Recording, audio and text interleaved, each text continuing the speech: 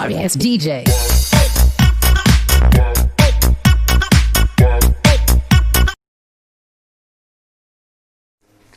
Assalamualaikum warahmatullahi wabarakatuh.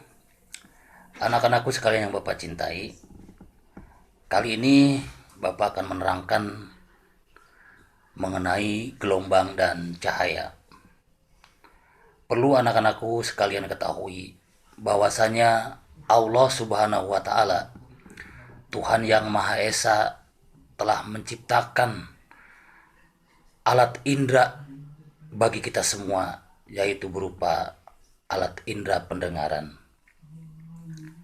Kalian ketahui bahwa bila mana tidak ada yang namanya misalnya alat pendengaran, bagaimana kita harus berkomunikasi, bagaimana kita harus bersosialisasi, tentunya itu tidak akan mungkin kalian bisa lakukan.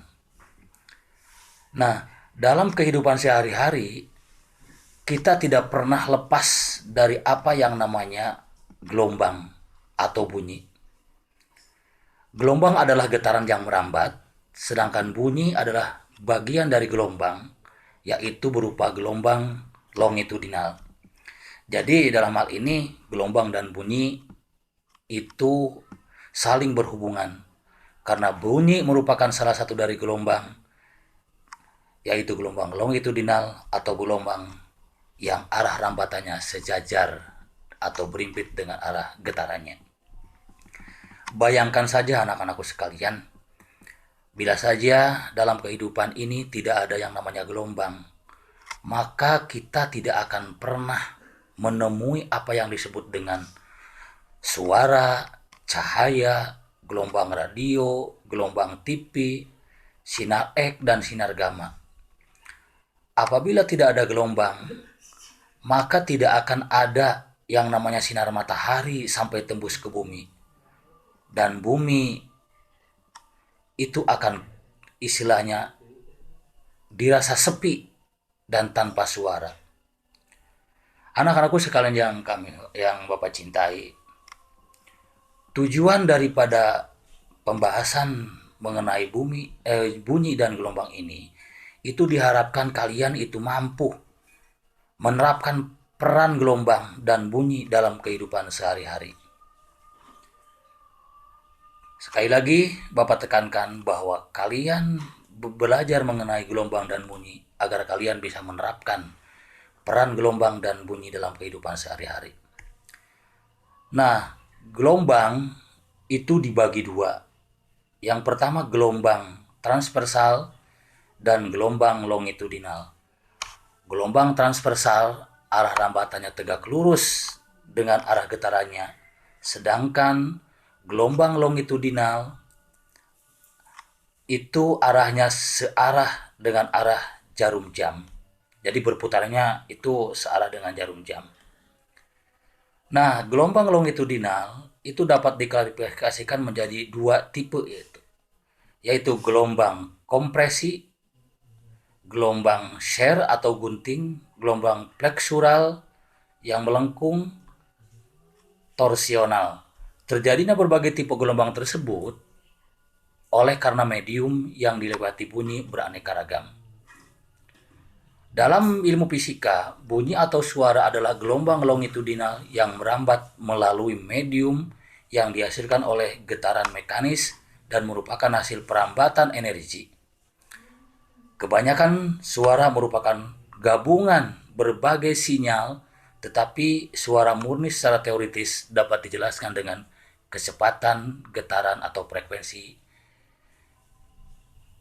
frekuensi teratur dinamakan nada, sedangkan bunyi tunggal yang frekuensinya tidak teratur dinamakan desis. Manusia dapat mendengar bunyi saat gelombang bunyi merambat di udara atau medium lain sampai gendang telinga manusia. Batas frekuensi bunyi yang dapat didengar oleh telinga manusia itu kira-kira 20 Hz sampai 20 kHz pada amplitude umum dengan berbagai variasi dalam kurva responnya. Nah, sedangkan pengertian gelombang bunyi terdiri dari molekul-molekul udara yang tidak pernah merambat melainkan bergetar maju mundur. Tiap saat molekul-molekul itu berdesakan di beberapa tempat sehingga menghasilkan wilayah tekanan tinggi. Anak-anakku sekalian yang Bapak cintai, nanti kalian bisa tentunya mengadakan percobaan-percobaan mengenai bunyi yang akan dihasilkan melalui praktek-praktek yang nanti untuk minggu depan kita akan melaksanakannya ya. Itu bisa dengan kita memasukkan air ke dalam 3 botol gelas. Nah itu nanti akan kalian dengar ya. Kalau memang istilahnya dengan benda padat, pasti hasilnya akan terdengar. Dengan benda cair, hasilnya pun akan terdengar. Begitupun dengan udara, nah nanti hasilnya juga akan terdengar. Di sini gue akan menjelaskan tentang macam-macam gelombang, jenis gelombang, dan sifat-sifat gelombang. Macam bunyi berdasarkan amplitudonya dibagi menjadi 2 macam, antara lain gelombang berjalan yang artinya bunyi amplitudonya tetap setiap titik yang dilalui. Contohnya bunyi pada tali. Yang kedua, gelombang diam, merupakan gelombang yang amplitudonya berubah. Contohnya gelombang pada senar gitar yang dipetik oleh manusia. Sedangkan untuk jenis gelombang bunyi, menurut mediumnya dibagi menjadi 2, gelombang bunyi mekanik dan gelombang bunyi elektromagnetik. Gelombang mekanik merupakan gelombang dalam proses pelambatannya memerlukan zat perantara atau medium. Dan gelombang elektromagnetik merupakan gelombang bunyi yang proses perantaranya tidak membutuhkan zat perantara atau medium. Sifat bunyi. Yang pertama memerlukan medium, artinya karena bunyi merupakan gelombang yang bergerak. Yang kedua dapat dipantulkan, artinya bunyi juga dapat dipantulkan. Refleksi bunyi termasuk gelombang longitudinal, salah satu sifat yang dapat dipantulkan. Yang ketiga dapat dibiaskan. Dapat dibiaskan atau refleksi, contoh suara petir yang terdengar lebih keras.